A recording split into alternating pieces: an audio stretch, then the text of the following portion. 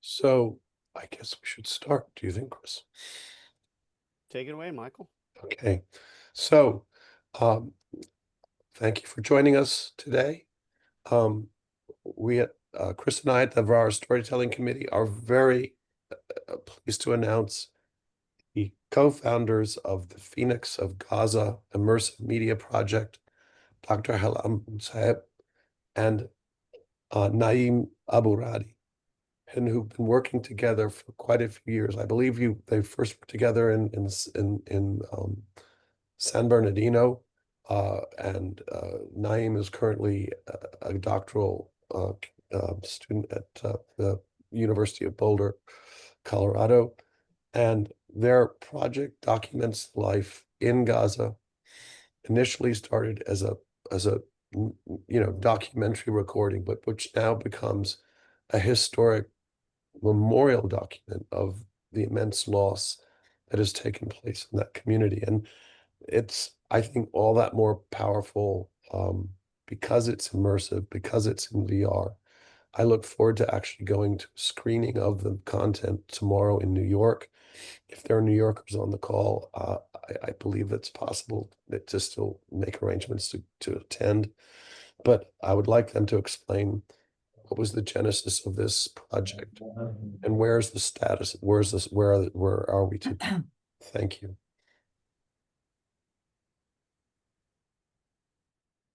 Thank you. Do you want us to start? Yes, please. Okay. Well, first of all, thank you so much, Michael, for inviting us. We're excited to be here to discuss, our project, the Phoenix of Gaza XR. And I just want to state that I'm joining you from Palestine, where I'm currently spending most of my sabbatical. I'm going to be on sabbatical for a year.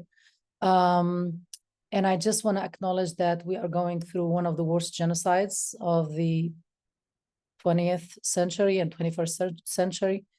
And so it's not an easy project to talk about. So I hope you tolerate with us that we're a little bit emotional about the whole thing. Naim used to be my grad student when he was a master's student at the university, at California State University, San Bernardino, where I'm a professor there. And used to be a faculty fellow with the X-ray lab at my school. Then he joined as a student fellow of the X-ray lab. And I will let Naim actually now talk a little bit about his background and the inspiration behind the project. Well, thank you so much, Dr. Muhtaseb. And thank you everyone for hosting us and for inviting us. It's a pleasure to be with you. Well, for the sake of the time, I'm gonna be quick. I'm from Gaza. I was born and raised in Gaza, and I left Gaza in 2014. I got a scholarship to study in Turkey, and I lived at that time. And then from Turkey, I came directly to the States. I did my master's at Cal State San Bernardino, where I met Dr. Ahlam. Um, when there was like a grant of $3,000 for immersive media at the X-Real lab at Cal State San Bernardino. And at that time, as a student, I just like, okay, that's interesting. I wasn't even focusing on VR or immersive media in my research. I was more of like focusing on social media. But I want, and as anyone else, like I tried VR for gaming for one time, as I remember before that. And the whole idea was, what if, I apply for this grant, I sent a proposal to use this technology to help me go back, because since I left Gaza in 2014, I never had a chance to go back because of the Israeli blockade and also the Egyptian restrictions on Gazans. And I really missed like everything in Gaza. Like I missed just normal things like walking in the main street, just going to the beach, attending a party with my friends. Um, so that was the concept, just like how can we use immersive media as a decolonial tool to help me cross borders, just go back home and visit all these places that I really miss. Um, and the whole idea started from there. I sent the proposal and then I started working with Dr. Ahlam on this. we sent the camera, 360 camera, just like a regular camera. Since you are experts, it's just like one of the Ricoh Theta cameras.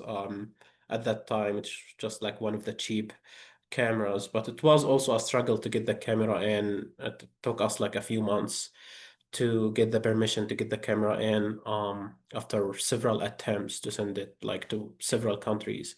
Um, I think that's the story, how the things started. And for me, when I remember the first location that the photographer sent to us, we hired a photographer, was his name is Ahmad Hasaballah, and he's my friend. We grew up in the same, area. And I remember the first location I wanted to see and I asked Ahmad to capture is to go to Hammam al-Samra, which is like a public bathhouse from the Ottoman Empire. Because I lived in Turkey, I saw these bathhouses in Turkey, but I never had the chance to go to that bathhouse when I was in Gaza. So I wanted to see it. And I remember Ahmed sent it to me, and I opened that scene on my laptop. I did not even have VR. And it's like for the first time to be immersed in that environment, just looking around with the mouse, like just clicking, seeing all, the dimensions. It was something very powerful for me. And I remember I started crying. It just like, it touched me.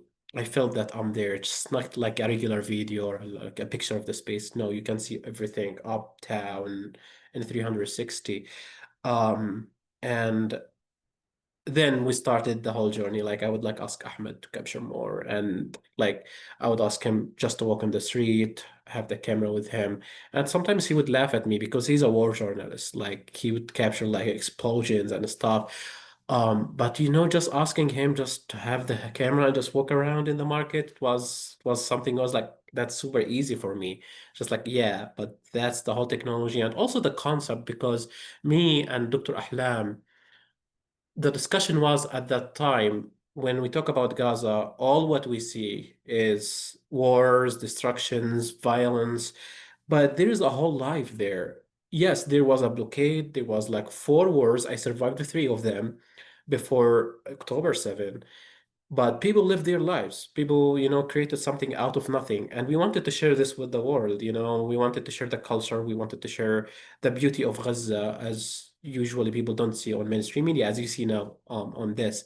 Like the beach, which is like one of the most beautiful beaches, for me at least. We wanted to capture also the resilience of people and how they defy the siege and blockade that at that time didn't allow even enough food to get in.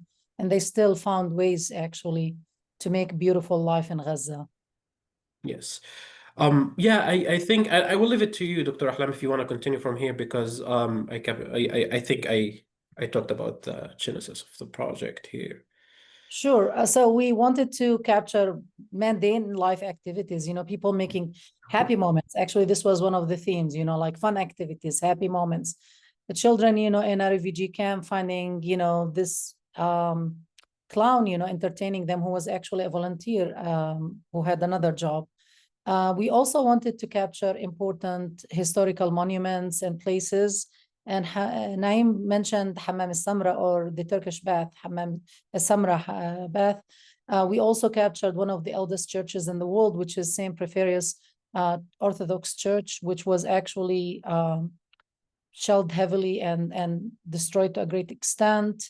This is a restaurant in Gaza, factory, this is a kind of sweets, cream and chocolate. The very ancient gold market. This souk style is one of the eldest actually also in the region, if not in the world. People trying to make a decent life. And this restaurant, this bakery, is in a very ancient building, but it was totally destroyed recently. Women knitting. This is Muhammad. He was 10 years old at the time of the video. We don't know what happened to Muhammad. We don't know if he's still alive or not. Ahmad Hasaballah, our photographer, videographer, gave him the camera and asked him to just browse around on his rollerblades. And this is one of the experiences, the stories you can actually see. It's in Ash-Shati, or the beach refugee camp in Gaza, which was totally destroyed. One of the very first places actually to get destroyed. Now, when we started getting the images, as Naim said, we started thinking about how can we, share them? What do we do with them? We were experimenting with new technologies, immersive technologies, and their power, but we were not sure what we were doing. So one of our partners at that time from the X-ray lab in my school, James Strutter, suggested we start building, virtual, kind of like a virtual museum. And we started with Mozilla Hubs, which is obsolete now. And then we moved to Unreal Engine, and we started imitating some of the structures that we had. Especially there was a palace called Al-Basha Palace, which is totally destroyed now. And then deposit, our materials there. And from that idea, I started thinking, oh my God, you have all these beautiful images, or these like ordinary life activities, but you don't see the death, the destruction, the violence, the siege or blockade. So from there, I started deconceptualizing a new goal of the project, which is to imagine a liberated Gaza. Unfortunately, of course, all of this happened and ended just few months before the genocide started. So we did all of this not thinking that we would basically lose everything. Yeah. Do you want, before, Doctora, sorry to interrupt, but before we move on, I have a recording of the whole experience. If I can show some, just, Let me stop. yeah, so they can just have a sense of when we say like a museum and what we mean by that. Trying to see. Sure. We have 6 more minutes. Okay, just very quick, I'm gonna go over. So that's what usually when people put the VR headsets would see.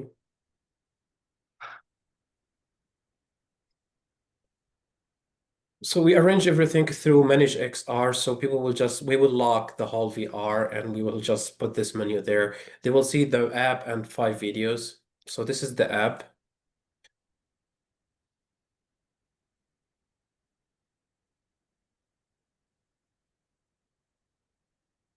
So once you will find Ahlan wa sahlan. a video My name from is one of Deepa. our team members. I want to share with you some information about the Phoenix of Gaza XR project, where Gaza is, its history, and why are we doing this project. Why don't you? Inspired by the words of Palestinian poet Mahmoud Darwish, we love life. So this is Dina is talking, so she will give you like some information about the project and what's going on. And then these bubbles are real pictures from Gaza. We arranged them in a specific order where people can see them. This is Qasr al-Basha. People can walk around and and can see all these different images there in 360. And videos. It has both still images and videos in 360 both. That was the first location, which is like for the historical places. This is the town where people can see more stuff. We have a room here for education on the right, another room for agriculture. Up there are fun activities. And we have a third location here is the mosque, where we actually located most of also the aftermath there. For example, this is Al-Umari Mosque, the oldest mosque in Gaza. And it's a video, so the journalist is working, Yahya. Totally destroyed. So for the sake of the time, it just like I wanted to give you a sense of like what you're gonna see in the experience. That's the main thing. There are a lot of images and videos there that you can see from Gaza. And I say that from July 2022 to July 2023, our videographer, journalist at that time, Ahlam Muhtaseb, kept on capturing as much as he could. We have like hundreds of reels and images from Gaza before the destruction. Then the genocide started in October of 2023. And at that time, we were in a state of shock and kind of depression, because we started seeing the scale of destruction that Israel started. And, our journalist, Ahmed, would come and say to Naim, and then Naim would, relate to me, you remember Al-Umari Mosque, totally gone. You remember the Orthodox Church, totally gone. Qasr al-Basha, the Unknown Soldier Square, Shati refugee camp, etc. It took us 3 months really of just not knowing what to do. And we were just in a state of shock, like, how did this happen? It's like, what inspired us to do this project? The feeling also of survival guilt, and then, James Trotter, my colleague, he said, you have to get this material out. You have to start showing it to people. And this is how the idea of the exhibition started, where we can tell people, this is how Gaza looked like before 9. Now, about 90% of Gaza is totally destroyed for the whole strip, not only the city of Gaza. And so this is how we started doing the exhibitions and sharing the information with people around the country. We have been doing it mainly at colleges and universities. We've done Yale, Princeton, MIT, Amherst, etc. University of California, several ones, UCR, UCI, different CSUs, and even like private colleges. And we did some community organizations, like the one that is happening in New York today.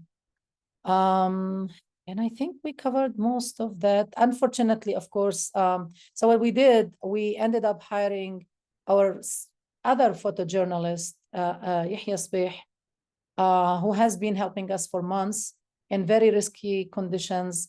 And unfortunately, Yahya was killed in April, just a few months ago.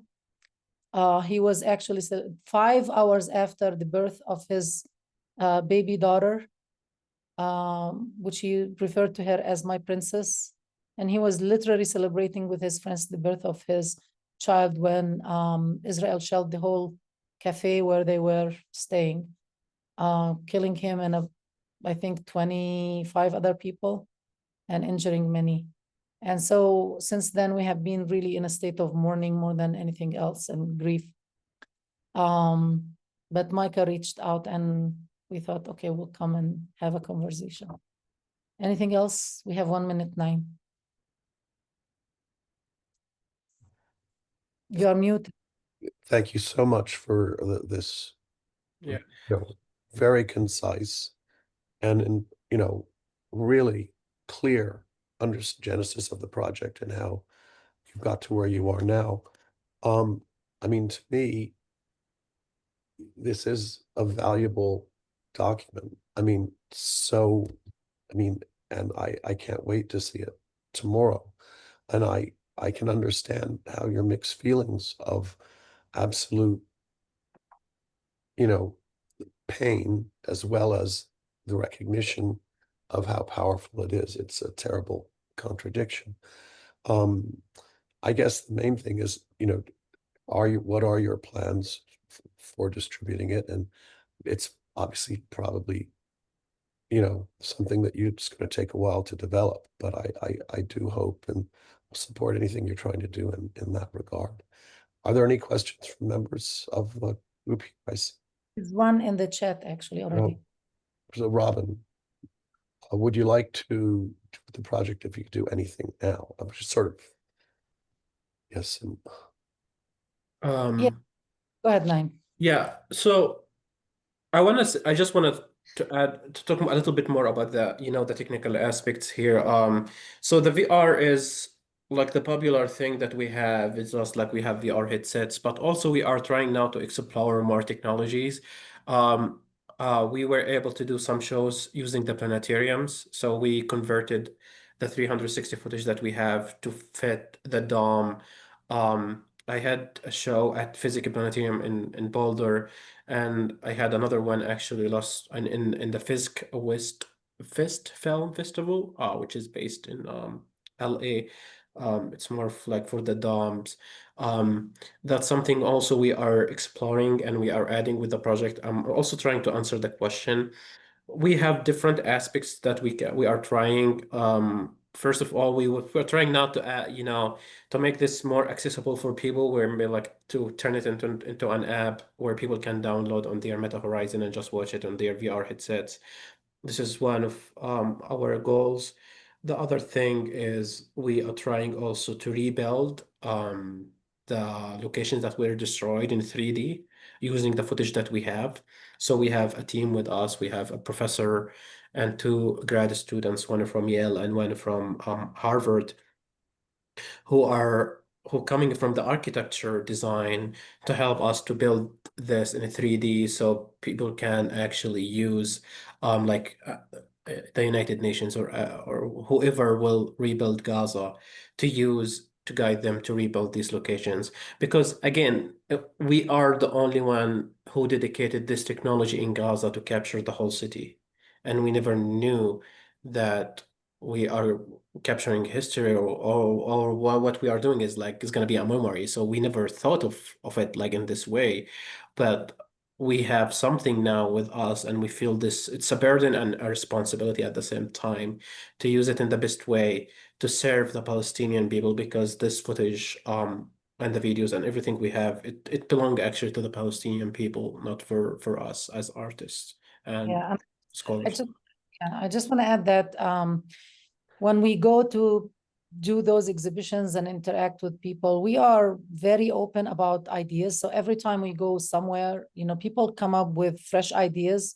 And what we started doing is build a team around any idea we think it's doable. So for example, now we have a team of therapists who want to use this material in VR and do therapy sessions for the children of Gaza. So we have psychologists and psychiatrists who are interested also in the potential of using VR for those purposes. We also, I just want to mention one thing we missed is that we captured the art of 16 artists from Gaza, who we, at that time, they couldn't, go outside of Gaza because of the blockade. So they couldn't exhibit their art. So we did interviews with them in their locations, like studios or houses, wherever they were able to do their art, like paint or do sculpture, etc. And now, so we have also these valuable information. We now just have like posters with the QR code where you can see the materials in Memento, but we're trying also to develop this as also a standalone exhibition where people could host it at universities, etc., and maybe raise funds for the artists. But we first have to approach the artists and get their permission and see if they are still alive. Honestly, we have no idea. One of them, we were in contact with only one of them, but anyway, that's something also we're working on.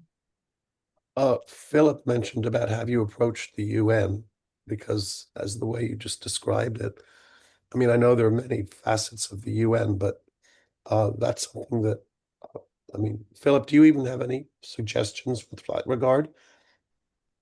Yeah, we would love to. Again, we're open to any avenues, to any ideas. So it would be great if you have any leads. I'm afraid I don't have leads. It just came to my mind that it would be important to be able to show it there. I just want to mention one thing that we tried actually to get in touch with the ICC and ICJ because we thought this might be valuable evidence for, crimes of genocide and crimes against humanity. We were not very successful in reaching. I think they have a very methodological way of doing their investigation, but Amnesty International were the first actually to contact us and request access to the materials because they thought that was valuable for their investigation. And as you know, Amnesty International was the first international human rights organization to call it a genocide officially and to document, like their report is, I can't remember how many pages, like their long, very long report. Unfortunately, they didn't use the materials for technical reasons, but definitely it has those potential uses. I would also add one thing. When we did the exhibition at MIT, we had a professor who works actually with the UN. You remember doctoral, I forgot his name. Who also wanted to use that materials in his report for the UN and arrange a showcase. But we never we never, we did not follow up. And again, we were like under really the pressure last 2 semesters. It just like we got like over 100 requests and we couldn't accommodate everything. We were like under the pressure of many requests that we received to arrange many things. But I think we should do it with the UN, since they have the UN VR now and they are really into immersive media? I've put your email addresses in the chat, so please, everyone, use those to get in touch with Naim and Ahlam. And of course, this is being recorded and will be shared via LinkedIn, but I can also send to a broader list. Please, obviously, share this because the work that they're doing is valuable, not just for today, but also for posterity. We need to build from this community outwards. And of course, just I just, amazing. sorry, before you end, I see that people are also suggesting, leads through the dome, connections. Such again, just please reach out to us if you have any ideas. And I just want to end by saying we definitely could use technologies for a lot of things. Definitely technologies, including immersive technologies, surveillance technologies, are being used now to fuel the genocide. There was a report just released today about the role that Microsoft is doing and making millions of dollars from surveilling for the Israeli army. And it's a choice, honestly, how to use technology, whether you use it for the betterment of human beings, to do, social justice projects, or to actually get involved in a genocide or war and profit from wars. I saw this, I'm just gonna share this. I thought it was very interesting to see this cartoon. Somebody shared it with me too, about Witkoff's visit to Gaza, where he actually said, I didn't see starvation. And it was interesting that they were using the Oculus to show that, again, you could actually try to hide a genocide through using immersive technologies. So I just wanted to end with this. Thank you. Well, thank you very much for taking the time to share this with us. This is very valuable. I'm sure we will follow up with leads. Georgie has a lot of my Russian partner, who's no longer in Russia, has a lot of dome experience as well. So I think we can follow up with that as well. And I look forward to thank seeing you, the materials. Raju, for Dr. Martin Valish. So please, Naim and Ahlam, take that down. And of course, we'll share this recording with you. But thank you to Philip and everyone else who made suggestions, Ollie Rankin. Thank you to everyone for being here. I'm going to kind of close this out because Michael has had a bad summer cold, but like the mensch that he is here. And we will be here 2 weeks from now on August 21st. I can tell you right now that they won't be as great or as brave or as amazing as Naim or Ahlam, but we try. So we will have somebody wonderful, as we always do. But please, virtual round of applause for today, and also a big round of applause for Michael for Thank a you. tremendous get. As I said, again, this will be on my YouTube channel, but I'll put this out through LinkedIn, and please share it as well. Last but not least, as we always say, go ahead. I'm sorry, Ahlam. Sorry, please share the exhibition today for the New York people, if there are people who might be interested in going down. Yeah, there it is. Okay. Is Raju sharing something here? You can follow also the website and our social media. We have almost like 10 exhibitions coming soon. Right, there it is. Denver, Gaza XR, everyone. Yeah, GazaXR.com. GazaXR.com. Please share that around if you can't make it, but know somebody who is in the city. I know Michael and Robin will be there tomorrow. And please, if you do go, share whatever you can on social media as well. Thank you, Amber Rahman. More sharing here. So this is great. Yeah, please push this out. I will push this out in a few hours, and also share some of these links. So this is great. I'm doing a quick capture here. So yes, as we said, thanks again. Great. Okay, Ahlam, excellent. Again, thank you, Michael. Thank you, Ahlam. Thank you, Naim. To be continued. I know that we will see more of your work, hear more of it, and please tell everyone you know. The Phoenix of Gaza, this is all rising in 3D, and again, congratulations. Thank So, you. and stay strong, everyone. Bye. All right, as I Thank you. say, be well, be safe, and be virtual. Thanks. Thank you.